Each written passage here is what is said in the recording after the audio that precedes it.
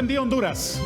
Esta mañana les propongo un diálogo interesante, ilustrativo y de mucha información sobre lo que acontece en el país en este instante, en que la nación está muy expectante alrededor de la elección de los 15 nuevos magistrados de la Corte Suprema de Justicia. Un líder importante del país, con un cargo preponderante en el actual régimen, nos visita en el estudio de TV Azteca Honduras. Le doy la bienvenida al designado a la presidencia de la República, don Salvador Nasralla. Bienvenido al programa, ingeniero. Buenos días, Darío. Un gusto estar aquí contigo. ¿Cómo va todo?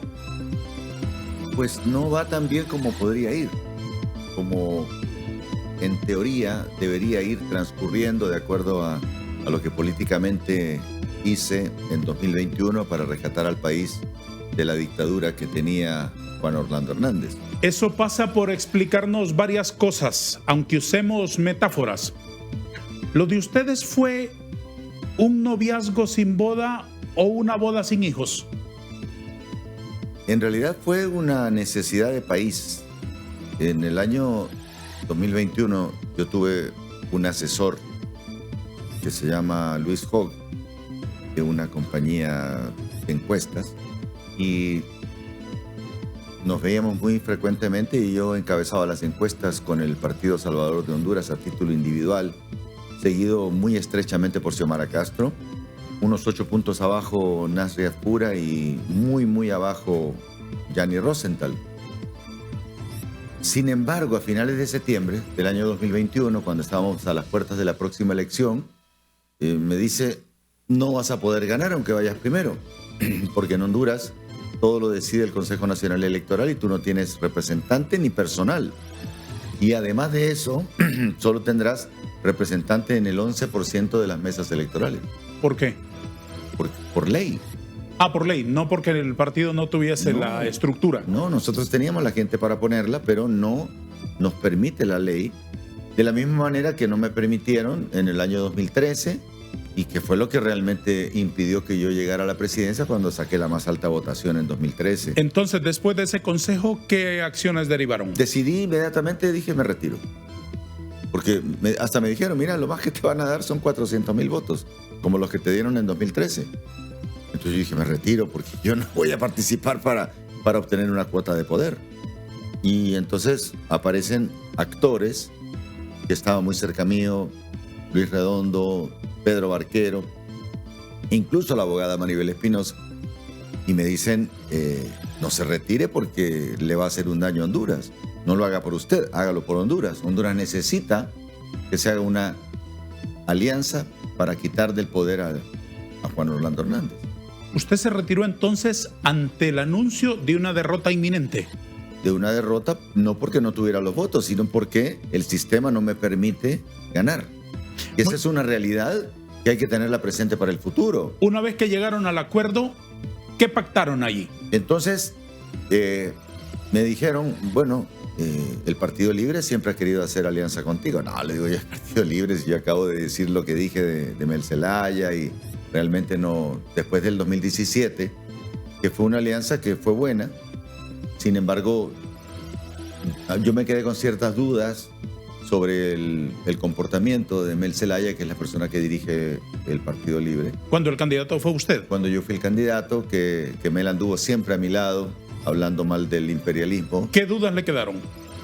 De que en el fondo él no imaginaba nunca que yo podía ganar, sino que lo que buscaba era tener representante en el Consejo Nacional Electoral para el futuro y tomar cierto control del poder.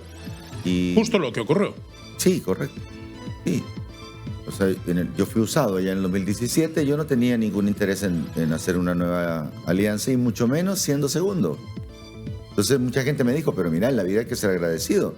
Xiomara te cedió la candidatura en 2017 y ahora lo que corresponde es que tú te la cedas. Ligia Ramos también me lo dijo, por mencionarte personas que en este momento son conocidas. Entonces,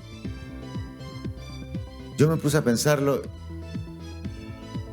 Les dije, miren, la experiencia que tuve en 2017 fue mala, ni siquiera se firmó ningún documento. Sí. No, me dijeron, pero esta vez sí vamos a firmar un documento. ¿Y qué acordaron en ese papel? Me llevaron donde Mel Y obviamente Mel, encantador de serpientes. Lo conozco desde que teníamos 24 años, somos de la misma edad. Sí, siempre nos hemos llevado bien, a pesar de las cosas que uno pueda tirarle al otro a través de las redes o en declaraciones. No, y entonces ellos me ofrecieron el oro y el moro. O sea, me dijo Mel, vos sabés que a Xiomara no le gusta, porque en 2017 Xiomara en la campaña no apareció nunca. El que anduvo conmigo fue Mel. Xiomara estaba en República Dominicana en esa época. Y me terminó convenciendo de firmar un documento, de hacer un documento, de escribir un documento.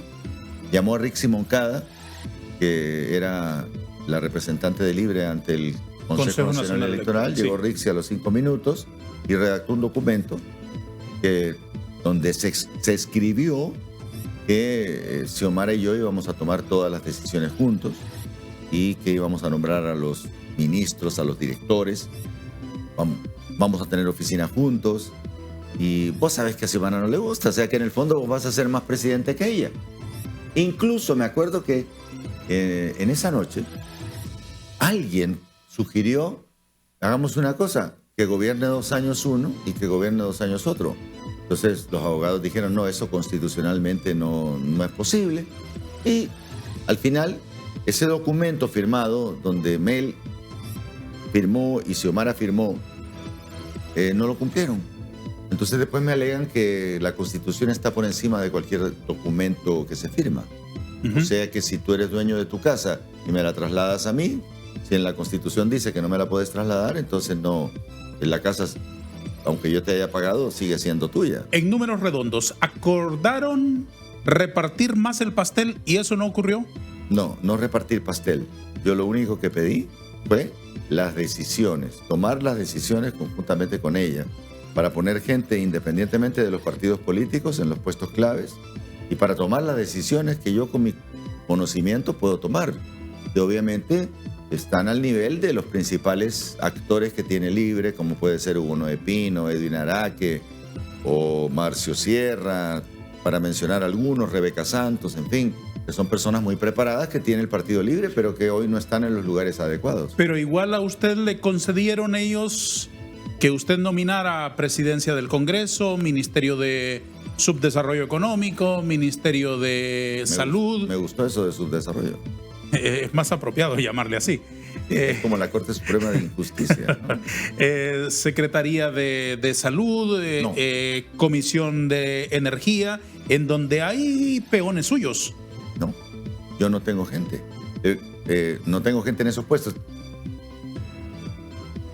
Ganamos el 28 de noviembre y el 30 de noviembre, que era un martes, yo me reuní, me acuerdo que en mi oficina privada y con Mel Zelaya, con Maribel Espinosa y con Pedro Barquero. Y le dije a Mel, bueno, empecemos a trabajar, a generar nombres de personas que pueden sacar a Honduras del oscurantismo.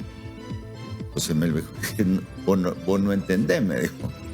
¿Qué cosa? Le dije, hombre, déjalo respirar. Les acabas de pegar una gran golpiza anteayer y ya tranquilo, me dijo.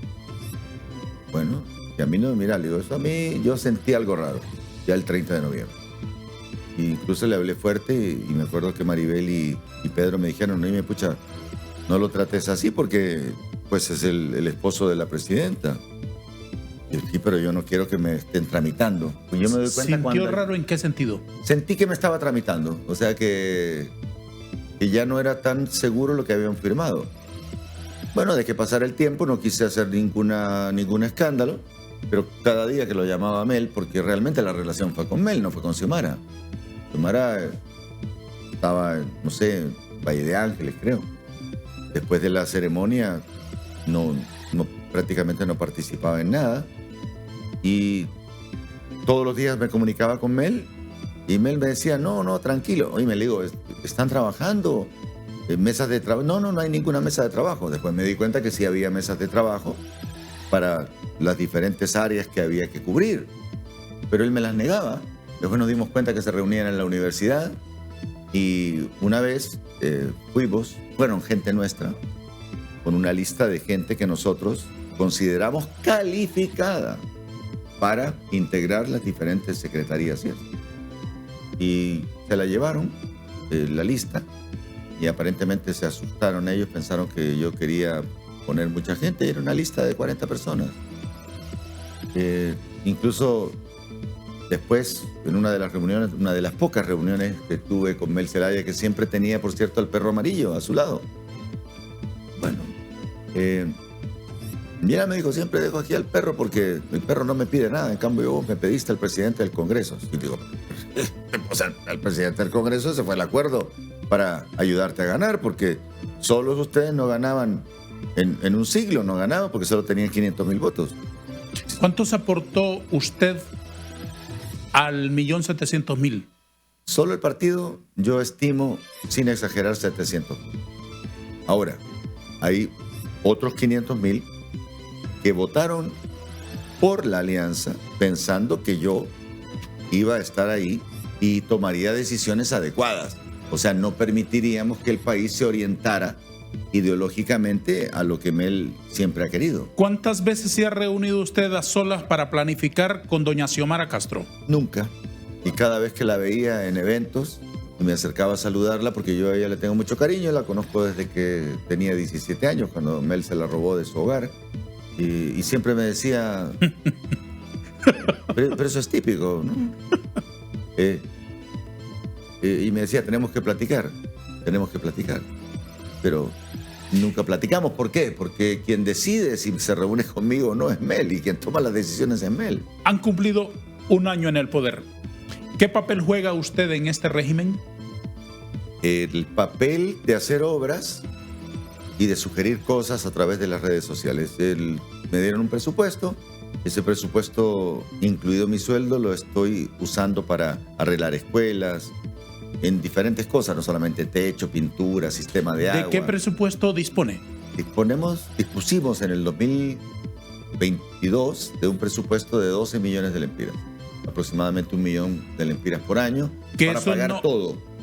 Eso incluye el gasto corriente, salarios. Mi sueldo. ¿Cuánto es su sueldo? 112,000 lempiras. Yo los uso para obras. ¿Los empleados? Y el sueldo de los empleados y todo lo que tiene que ver con la oficina. ¿Y los empleados de su oficina cuántos son? Bueno, al principio teníamos como 8 y he ido cambiando por diferentes motivos de la necesidad.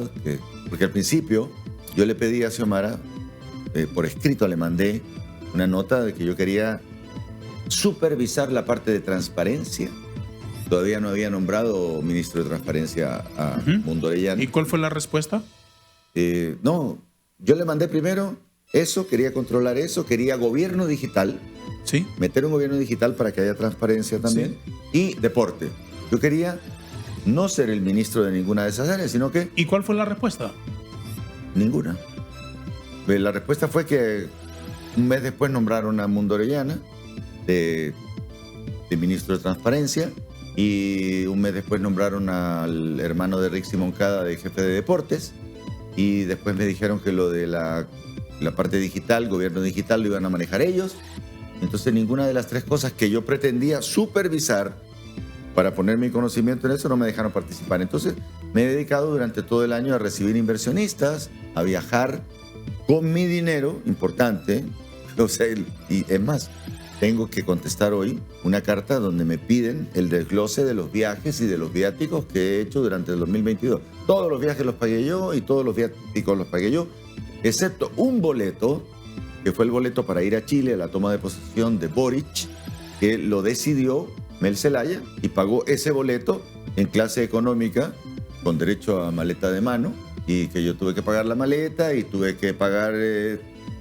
extensión, puerta de emergencia para no ir tan incómodo, y llevé a mi esposa Irosca. Le pagué yo el boleto. Entonces, me he dedicado a cosas que no debería dedicarme, porque arreglar escuelas y hacer obras, regalo becas, hemos estado metiendo la computación, robótica, en algunos lugares donde no ha habido, donde no había internet, hemos estado pagando internet, pero eso no es lo que tiene que hacer un designado presidencial. Más allá de eso, ¿usted asesora a la presidenta? No, porque yo no me reúno nunca con ella, no me piden, nunca me dejaron reunirme con ella. Es como que la han mantenido así separada.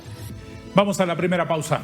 Este es el programa Hablemos con Hechos. Hoy con el designado a la presidencia de la República, don Salvador Nasrallah.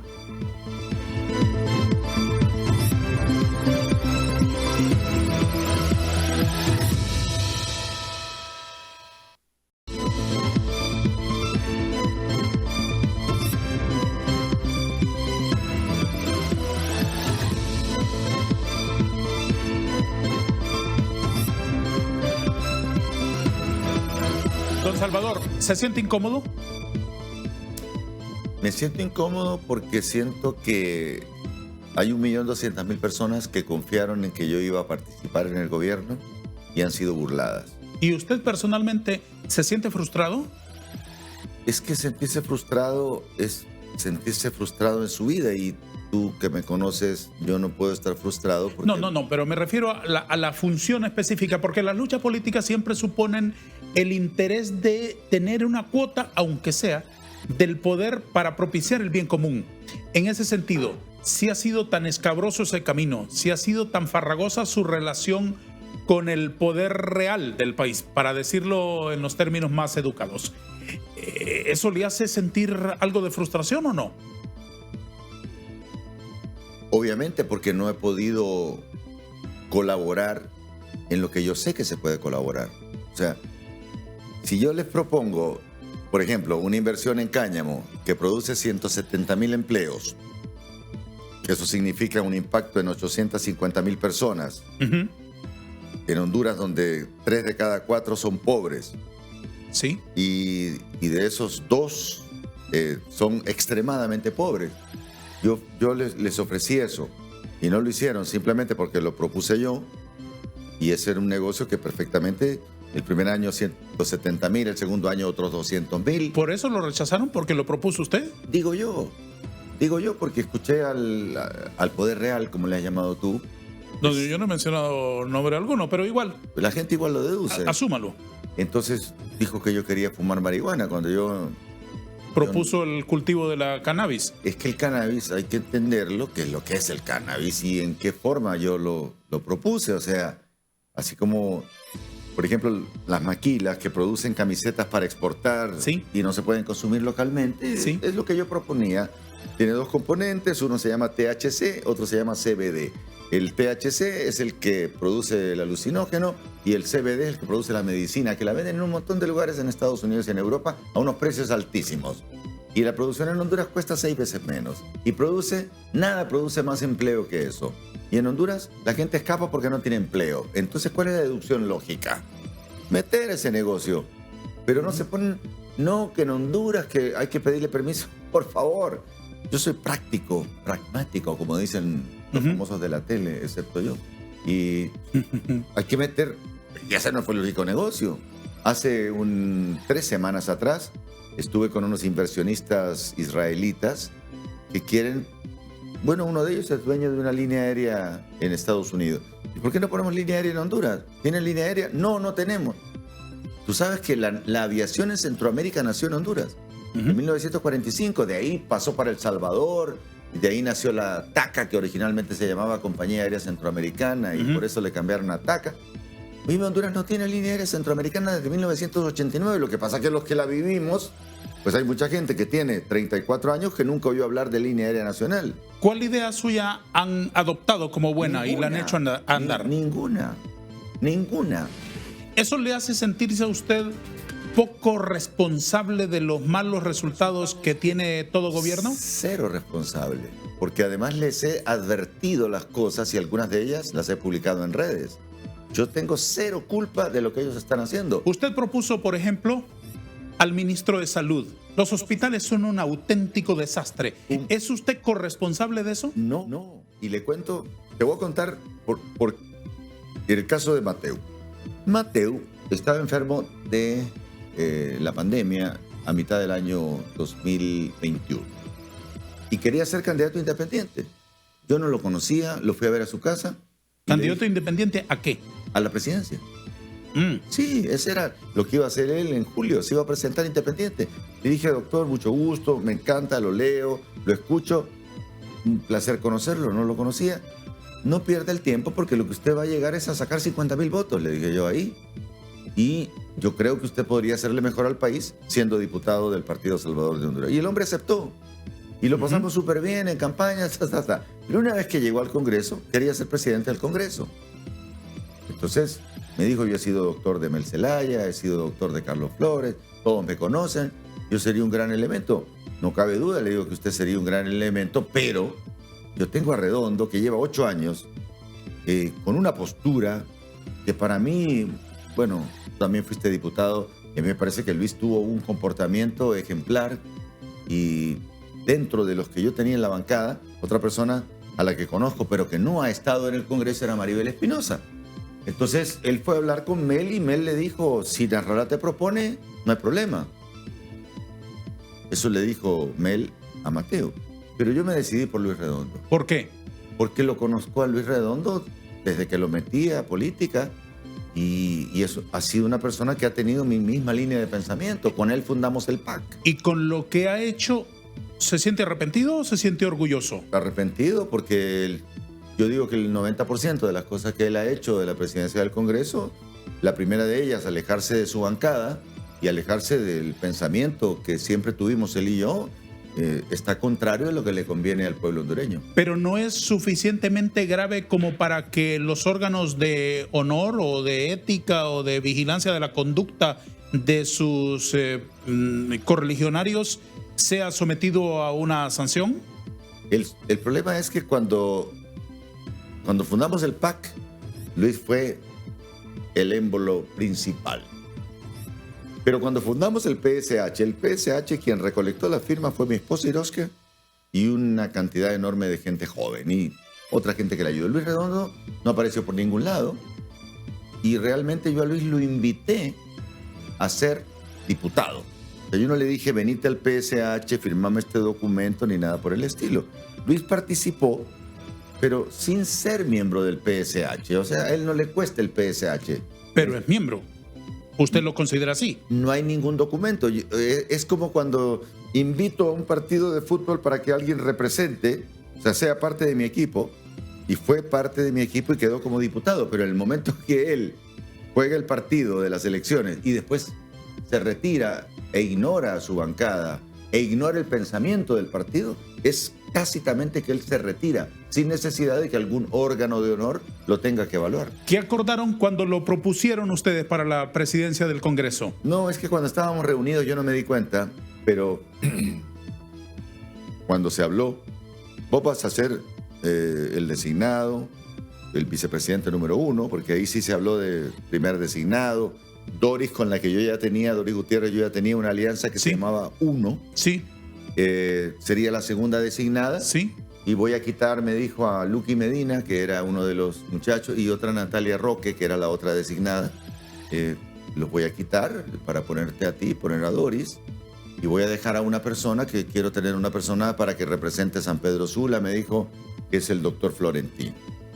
Bueno, le dije yo. Y aparte me dijo, te doy la presidenta del Congreso. Ahí lo tenés, mirá. Luis estaba presente. Y lo señaló a Luis. Pero yo en ese momento no hice ningún comentario y no tuve en ese momento la sagacidad, tal vez para pensar que ellos ya hubieran conversado antes. Porque él lo apuntó como que a él, ¿me entendés? Lo vio como una persona factible para ocupar el puesto. La elección del Congreso era en enero, pero desde los primeros días de diciembre, él me dijo, mira, tenés que decirme quién va a ser el presidente del Congreso. Yo dije, déjame pensarlo, estoy analizando, a ver qué es lo que me conviene. Yo en el fondo siempre pensé que tenía que ser. Tú estuviste con Luis en el Congreso. El comportamiento de Luis fue totalmente anticorrupción. Él fue el que organizó reuniones durante la pandemia, mientras Oliva convocaba a través de Zoom. Luis incluso hizo una como paralela en el Congreso. Yo no tenía dudas. La verdad, nunca pensé que le podían comer el cerebro a Luis como se lo comió Mel Zelaya. Y le dije a Mel, mira, le dije, yo creo que otra persona que podría hacer un buen papel como presidente del Congreso es la abogada Maribel Espinosa. Me dijo, si querés que ninguno de los 50 diputados de Libre vote por ella, perderías la opción de proponer al presidente del Congreso, porque la opción mía no era de poner, sino que el presidente del Congreso yo lo propongo y el Congreso vota.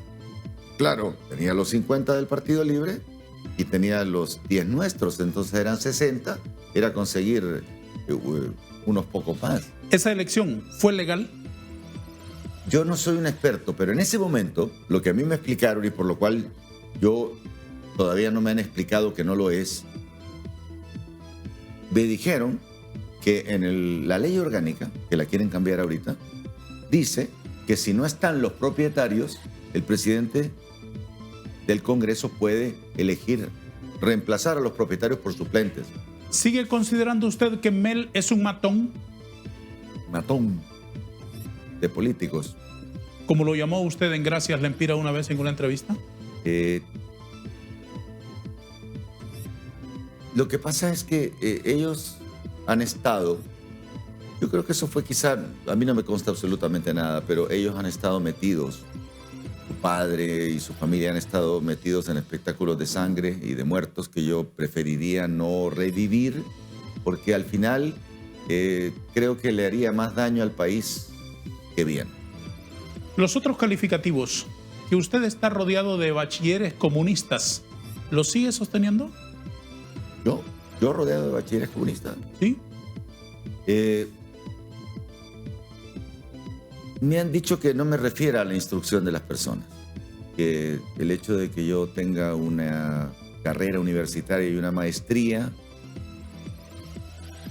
no es bueno que lo esté remachando con respecto al bachillerato que tiene Mel, que creo que Xiomara cuando se la robó no terminó el bachillerato en el María Auxiliadora, creo, no sé si después lo habrá sacado, pero cuando digo esas cosas no lo digo por menospreciar a la gente, lo digo porque necesitamos tener en los puestos a personas que tengan la formación. Si no tenés la formación, ¿cómo? Si viene un ministro de energía, por ejemplo, y me viene a hablar de kilowatts, o me viene a hablar del costo de la energía solar, de la energía eólica, o la de biomasa, la energía térmica, la energía hidráulica, ¿sí? Digo, si sos bachiller te quedás en el aire, ¿no entendés? O sea, tenés que, el que sea presidente de Honduras, para no ser engañado por un subalterno, tiene que tener un vasto conocimiento de cultura general y eso te lo da fundamentalmente el haber estudiado. Ya que los menciona, ¿qué opina del gabinete? En el gabinete hay gente buena. Yo no puedo discutir la capacidad de Rixi Moncada, pero Rixi Moncada es una abogada. Ella debería estar ahí donde la diosa Temis, en la Corte Suprema. Pero las decisiones de ella, por ejemplo, cuando habla de que le va a clavar más impuestos a los inversionistas, ¿para qué? Para que generen menos empleo. Si Honduras paga 10% más impuesto que Guatemala, ¿qué van a hacer los inversionistas? Irse a Guatemala o a Nicaragua, donde pagan 20. Entonces, ella es una excelente persona como abogada, pero en finanzas tendrían que haber puesto a Pedro Barquero o a Hugo Noé Pino, que es el que más sabe de todos los que saben de economía. ¿Hay funcionarios corruptos en el actual gobierno? No lo sé porque yo no he realmente descubierto nada, pero hay diferentes tipos de corrupción, digamos. Si vos contratás a una persona que no sabe y la pones a hacer cosas que tiene que hacer alguien que sabe, es una forma de corrupción. ¿Eso existe? Claro, la mayor parte de los empleados son activistas políticos, algunos con más o menos, pero no los podés poner. Es corrupción poner a una persona que no sabe medicina a hacer una operación. Es corrupción, por ejemplo, vi ayer que había un doctor trabajando de albañil y estás trayendo de afuera la cultura cubana de maestros cubanos que yo la viví en Chile en los años 70 cuando ¿Cómo? Fidel mandó... Explíqueme mejor eso. Los maestros cubanos... No. Explíqueme lo del contrato de un doctor. Hay un doctor, que yo publiqué un video, que trabaja de albañil porque se está muriendo de hambre, porque llega a los hospitales y les piden: muéstreme su carnet de afiliación al Partido Libre. Dice: no, yo no soy político. Pues no hay chamba. Entonces tuvo que recurrir a trabajar de albañil. Entonces, mientras tanto, Honduras está trayendo profesores cubanos. ¿A qué vienen los profesores cubanos a Honduras? Que son muy capacitados, pero ellos vienen a instaurar una cultura comunista. Es la realidad. Y además, a Honduras le cuesta a cada uno de ellos $2,000 mensuales, aunque al marchante solamente le dan la comida y la dormida. Y el otro se lo mandan a Díaz-Canel. Y el otro se lo mandan exactamente al presidente de Cuba. Esa es la realidad. Oye, yo no te lo estoy inventando, yo lo viví en Chile. Cuando yo tenía 17 años en Chile, entró el socialismo de Salvador Allende. Lo viví, yo hice las colas para huevos, para pan, para leche, para carne. Yo lo viví, fui a Cuba después, 30 años después, 20 años después, y hablé con la gente, un cuarto de pollo para toda la familia al mes. Un cuarto de pollo para toda la familia al mes, cortando tuquitos de pollo para comer un tuquito hoy, un tuquito mañana. ¿Por qué lo menciona? ¿Eso no se espera? Porque eso es el modelo que se pretende implantar en Honduras. En Chile, decían, yo me acuerdo cuando yo tenía 17, 1970, y entonces en la previa a las elecciones decían, bueno, Salvador Allende tenía el discurso de esta gente, y la gente decía, no, Chile es diferente, Chile no. Oye, en el año 71, 72, el país estaba destrozado. ¿Qué pasa cuando las empresas dejan de producir? Pues al no haber alimentos, al no haber cosas, las cosas suben de precio. Tenés que hacer cola. Y cuando se acaba la cola, te fregaste. A menos que, como el caso mío, recibas dólares. Yo recibía dólares, me mandaban $50 mis padres. Entonces yo no tenía problema. Entonces, el que tenga pisto no va a tener problema. Pero el pobre, ese 75% de pobres que tiene hoy Honduras, se va a morir de hambre y va a seguir emigrando a los Estados Unidos. Una persona tan inteligente como usted... No, yo no soy inteligente. Entre 90 y 100 tengo. Permítame decírselo. Una persona inteligente como usted, por lo menos con intuición, para que no se sienta tan elogiado y que lo incomode eso, que no es mi propósito, pero una persona con intuición como usted, cuando estaba firmando un acuerdo con esas personas a las cuales se refiere hoy en esos términos, ¿no lo intuyó? ¿No pensó que podía ocurrir? No. La respuesta me la da después de una pausa, si le parece. Vamos a detenernos un minuto para mensajes importantes.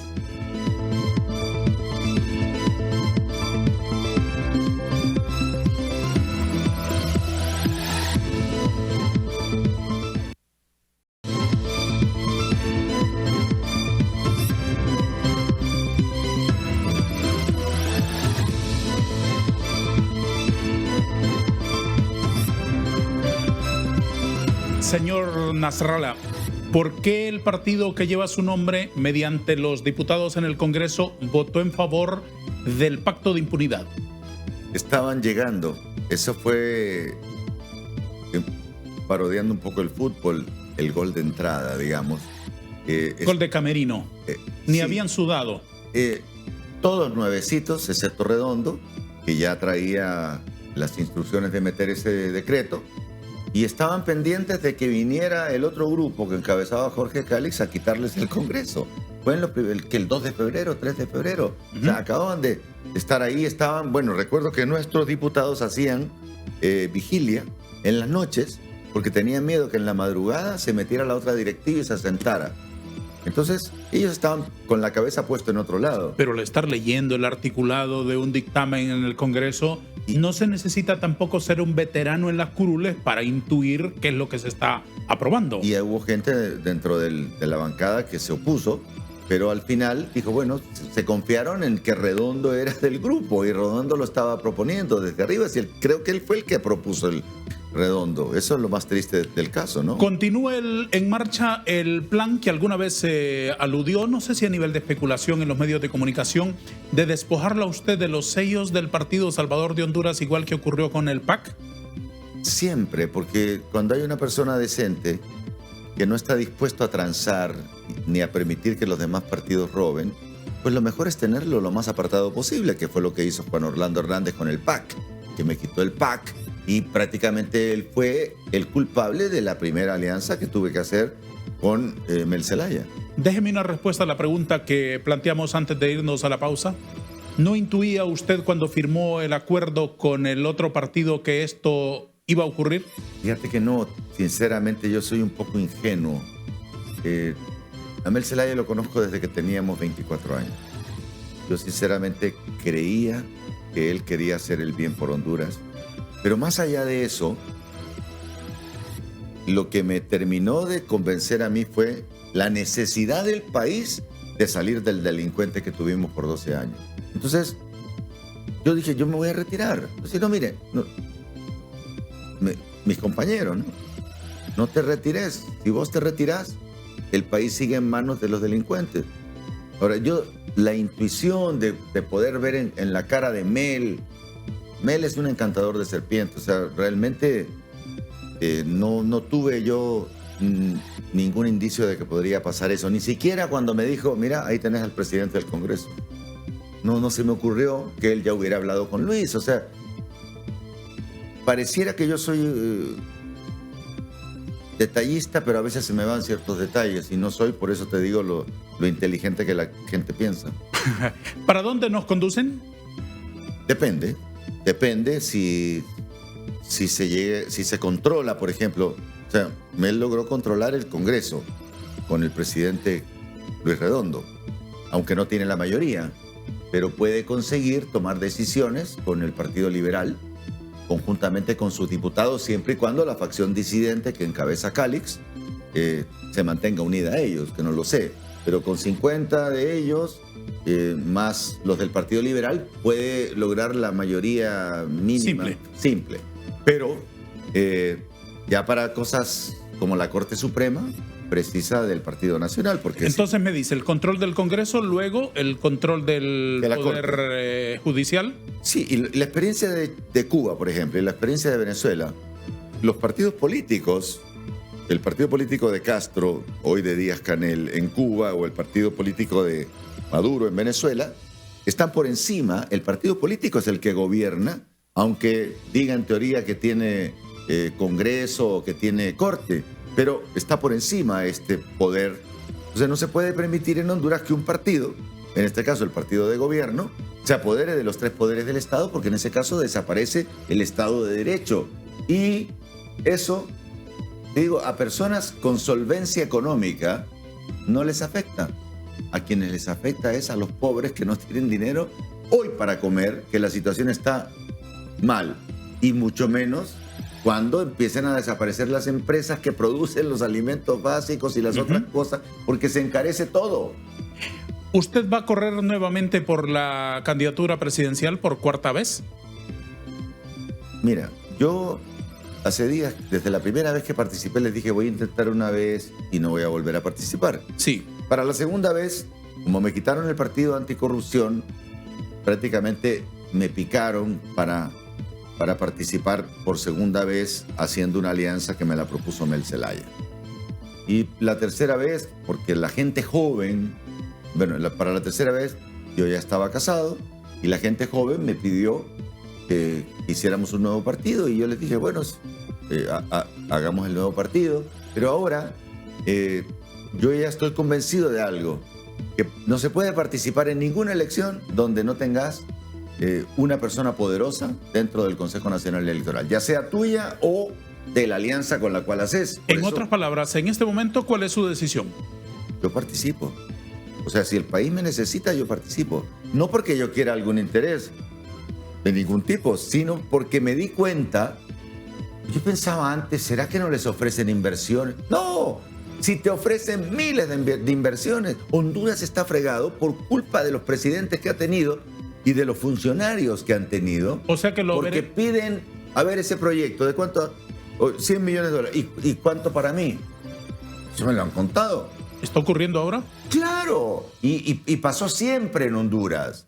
O sea, el gobierno hondureño a través de sus funcionarios, no sé si directamente los presidentes, no sé si alcanzan a llegar a los presidentes. Por ejemplo, ahorita llegar a Xiomara es prácticamente imposible. No se pueden reunir con ella, pero hay gente intermedia con la que se reúnen. Y siempre el funcionario dice, ¿y yo qué gano con esto? ¿Qué gano con autorizarte esto? Lo mismo que pasa cuando vas a sacar licencia o cuando vas a hacer algún trámite a las oficinas. Es una cultura que está en nuestro ADN. ¿Le veremos de nuevo como candidato? Primero, si tengo salud, que eso no depende de nosotros. Y segundo, si el pueblo entiende que no podemos permitir ni una dictadura de derecha ni una dictadura de izquierda, porque las dos son iguales. De los mayores millonarios del mundo está la familia de Fidel Castro y la familia de Hugo Chávez. Y ellos son los dos que metieron el socialismo o comunismo en sus países. Entonces, ¿a qué juegan ellos? A tomar el papel de los delincuentes de derecha para tener una clase privilegiada de izquierda. Si le incomoda tantas cosas, ¿por qué no renuncia y se va para su casa? Porque el pueblo me pidió a mí. El pueblo, hay 1.200.000 que votaron porque yo iba a estar ahí. No es que votaron por mí. 700.000 votaron por mí, pero 500.000 votaron porque yo iba a estar ahí. Si no, no hubieran votado tampoco. Entonces yo los voy a dejar desamparados. ¿Por qué? Hablemos de la elección de los nuevos magistrados a la Corte Suprema de Justicia. ¿Está invitado el Partido Salvador de Honduras a esa repartición? No es repartición, porque nosotros no tenemos ninguna persona que tenga carnet del Partido Salvador de Honduras o que se sepa. Nosotros ofrecimos ayer una lista. Sí. Encabezada por Ana Alejandrina Pineda para presidente por sencilla razón. Es la persona que tiene mejor calificación de todos, hombres y mujeres, sí, que aportó la Junta Nominadora. Pero no solamente de los 45, de los 200 que examinaron. Sí, desde luego. Entonces, si alguien saca 93 y tanto %. Esa es la propuesta del Partido Salvador de Honduras para los que, de acuerdo a sus evaluaciones, que seguramente los ha hecho la bancada en pleno. La bancada hizo una evaluación primero. Nombre por nombre. Y estuvimos y sacamos una lista, reunidos todos, sumando, restando, y salieron 15. Sí. Y salieron 8 mujeres y 7 hombres. Ah, mire. Pero claro, en esos solo había 2 nacionalistas, 2 liberales y 2 del Partido Libre. Entonces, la gente de experiencia ahí dijo, pero esto no nos lo van a aceptar. Políticamente no es viable. Exactamente. Entonces, buscando que haya una nueva corte. Con una integración de todos los partidos. Exactamente. Entonces, formularon esta lista que publicaron ayer. Se reunió. Yo puse una portavoz, que es la doctora Figueroa, para reunirse con los jefes de bancada, Segura, Zambrano y Rafael Sarmiento. Sí. Y en base a eso se les dijo, miren, nosotros aquí tenemos estos 8 que están tachados porque no debieron entrar. Sí. Okay. Entonces, en base a eso, nosotros propusimos ayer esta lista, encabezada por Ana Pineda. Está, por ejemplo, Tirsa del Carmen Flores, que es la hermana de Enrique Flores Lanza, que es del Partido Libre. El Partido Libre la quiere. Y Rubenia Esperanza Galeano, Rebeca Lisset Raquel Obando, que está casada con un tío de Juan Carlos Melara, que es el esposo de Zoe, la hija de Meli de Xiomara. Pero bueno, me olvido de eso, ellos la quieren, pues si no tiene cosas de corrupción, por lo menos en las últimas horas. Roy Pineda, por ejemplo, es un señor que yo cada vez que lo encontré y lo vi a la cara me di cuenta que, bueno, yo siento que es un hombre honrado. Es el presidente actual del Tribunal Superior de Cuentas. Sí. La lista continúa con el segundo puntaje. Sí, el primero de los hombres. El primero de los hombres, entonces tienen que estar en la lista. Los otros, el número 6, Mario Rolando Díaz Flores, un juez muy prestigiado. Exacto. Muy prestigiado. Entonces, o sea, si te fijas, el otro, Juan Wilfredo Castellano, es del Partido Liberal. No nos saltemos los otros por respeto a ellos, mencionémoslo por favor. El número 7, José Ricardo Pineda Medina. No sé de qué partido es. Número 8, Roxana Lisset Morales Toro, que tiene una larguísima vida de servicio en el Poder Judicial. El número 9, Juan Wilfredo Castellanos Hip, defensor acérrimo de los derechos humanos. ¿Ves? Integrante de una familia muy honorable, que me consta. Eso es importante, que si tu familia, porque tu familia influye, yo creo, en lo que tú puedes ser. El padre de este hombre es un hombre honorable, intachable. El número 10, Milton Danilo Jiménez Puerto. Que fue ministro de Mel. Fue cuando... Canciller, cuando... Yo lo conozco a Milton, realmente nunca he tenido ninguna... El número 11, Walter Raúl Miranda Sabio. Es por primera vez un representante de la raza, de la etnia garífuna. Maestro universitario. Sí, del departamento de Atlántida. Gaudí Alejandra Bustillo Martínez en el número 12. Ella es del Partido Nacional. Sí. La conocí desde que era cipota, es una persona honesta. Sí, catedrática universitaria también y funcionaria ahora del Tribunal de Justicia Electoral. Exactamente. Nunca le hemos pedido ningún favor, pero yo creo que es una persona honesta. El 13, Isbela Bustillo Hernández. 14, Marco Vinicio Montes Tabarone. Y 15, Marvin Rigoberto Espinal Pinel. Sí. Que es hijo del abogado Rigoberto Espinal Irías. Sí. Es uno de los hijos que tuvo el abogado Rigoberto Espinal Irías.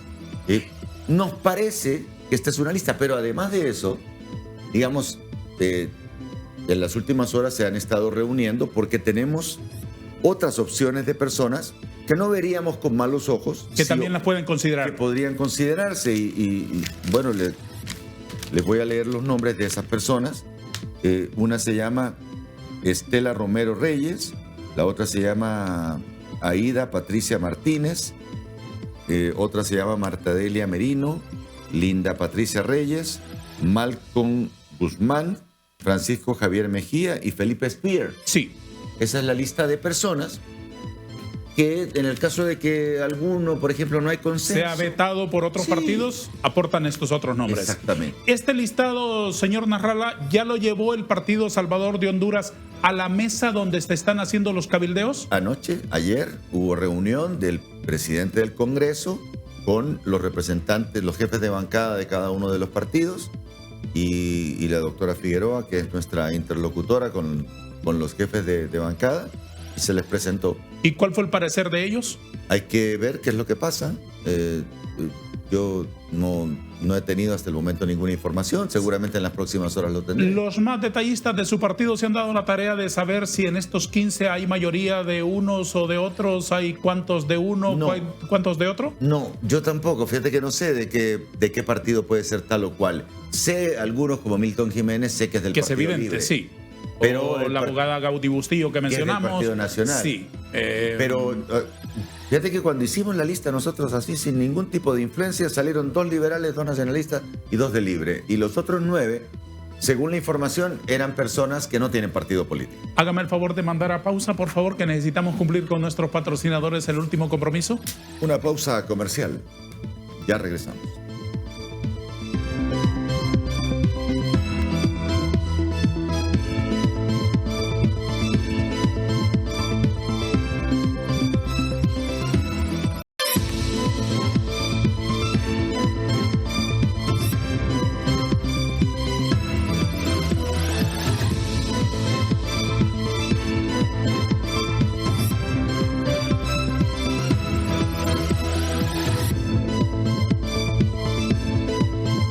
Don Salvador, ¿qué espera que ocurra en los próximos días con la elección de los 15 nuevos magistrados de la Corte? Yo creo que les hemos dado bastantes alternativas y los hemos tomado en cuenta todos y existe la conciencia del pueblo hondureño que los que propone el Partido Salvador de Honduras son las personas más limpias porque nosotros no tenemos interés. Ninguna de nuestras personas de la bancada y nadie del Partido Salvador de Honduras tiene deudas con la justicia como para que necesite poner a un magistrado para que le vaya a defender el dinero o a defender intereses. Ni un plan del partido de fondo para desarrollar alguna agenda y que la Corte sea fundamental instrumento. Absolutamente. ¿Los otros sí lo tienen? Pero por supuesto, si es que los otros, si analizamos, pues han sido gobierno de alguna u otra manera o han estado en posiciones de decisión y han tomado decisiones o han pasado se han hecho de la vista gorda de cosas de narcotráfico, de lavado de activos, etcétera. ¿Qué me diría usted, por ejemplo, de los intereses que puede intuir del Partido Nacional, del Partido Liberal, del Partido Libre por controlar la Corte Suprema de Justicia? El Partido Nacional ha dado un montón de sobreseimientos con una corte que es de ellos. Ha sido controlada por ellos en estos últimos 7 años.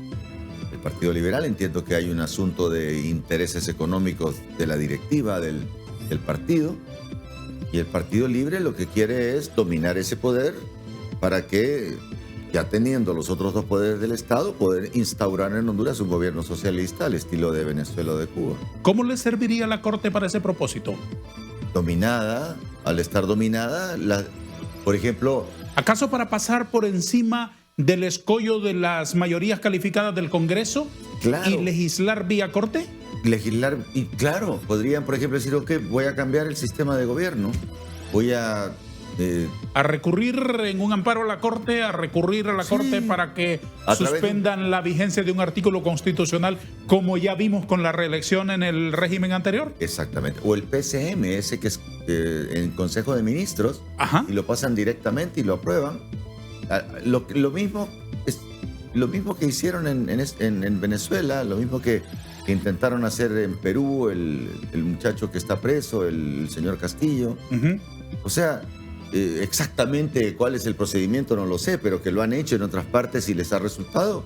Esa es una realidad que no podemos nosotros desconocer. Ahora, claro, alguna persona que nos está viendo dirá, bueno, pero este fregado, ¿qué le pasa si él es vicepresidente? o designado presidencial. Miren, por encima de un puesto que yo no lo necesito, yo miro la realidad de lo que vivían 70 años en otros países y de lo que el país ocupa. Si es que aquí nunca han querido legislar para los pobres, ni los de derecha ni los de izquierda. Lo que quieren es tener más dinero y más control. Pero nadie se preocupa realmente por los pobres. Cuando en el hemiciclo se plantee la elección de los nuevos magistrados, deberían abstenerse por razones de ética, de decoro, de principios y hasta de sentido común. Los diputados que están en las listas de Engel o en las otras galerías de la estulticia política. Claro, eso sería lo ético. Pero ética se enseñaba en Honduras, en la escuela cuando yo estaba en los años 50, 60. Y en los hogares de antes. Y en los hogares de antes, yo crecí. Sí, en los hogares de antes. En el colegio y en la casa. Sí. Y lo sigo teniendo en la casa. Sí, pero en la casa tenía al primer maestro y en la escuela al segundo padre. Exacto, entonces, pero se perdió totalmente eso. Entonces hoy, desgraciadamente, y le digo a los jóvenes, me da dolor, porque no crecieron en un mundo de valores, sino que en un mundo de la malcriadeza y de un montón de cosas. Sí. A pesar de que yo fui de discoteca y de divertirme y todo, o sea, no, yo no soy ningún santo, pero los valores, digamos, hay cosas que no se pueden permitir. Como una vez un camarógrafo que teníamos en el canal me dice, fíjate que tengo 5 embarazadas al mismo tiempo. Era bien bonito el tipo. ¿Cómo le pertenece? ¿Sabes lo que me estás contando?